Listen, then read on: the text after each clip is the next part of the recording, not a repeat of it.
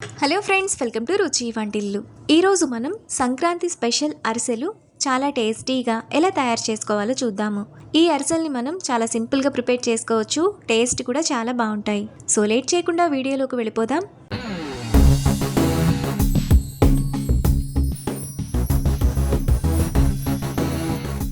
ముందుగా అరిసెలు చేసుకోవడానికి 1 కేజీ రేషన్ బియ్యాన్ని తీసుకోవాలి.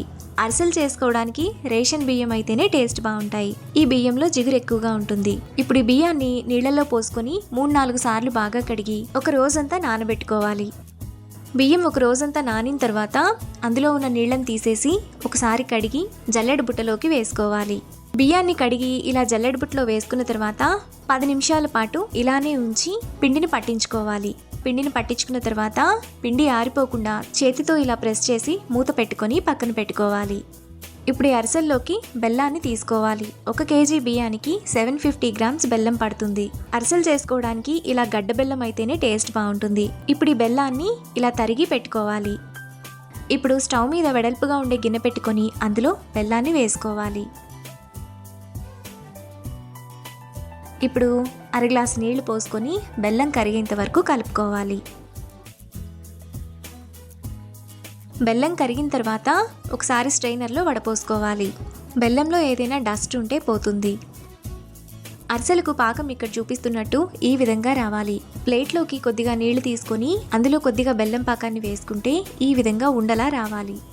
ఇలా వస్తే అరిసెలు టేస్ట్ బాగుంటాయి, పాకం కరెక్ట్గా ఉన్నట్టు. ఇప్పుడు 2 టీ స్పూన్ల యాలకుల పొడి వేసుకొని ఒకసారి కలుపుకోవాలి.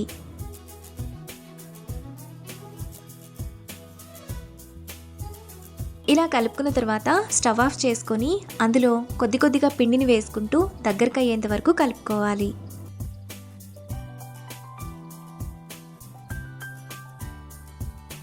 పిండిని ఇలా బాగా కలుపుకున్న తర్వాత అందులో 50 గ్రాములు నెయ్యి వేసుకోవాలి. పిండంతా నెయ్యిలో కలిసేలా బాగా కలుపుకొని పక్కన పెట్టుకోవాలి.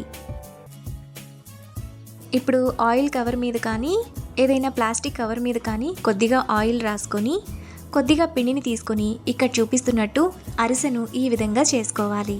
ఇలా చేసుకున్న అరిసెను వేడి నూనెలో వేసుకొని మీడియం ఫ్లేమ్లో 2 వైపులా తిప్పుకుంటూ బ్రౌన్ కలర్ వచ్చేంత వరకు ఫ్రై చేసుకోవాలి.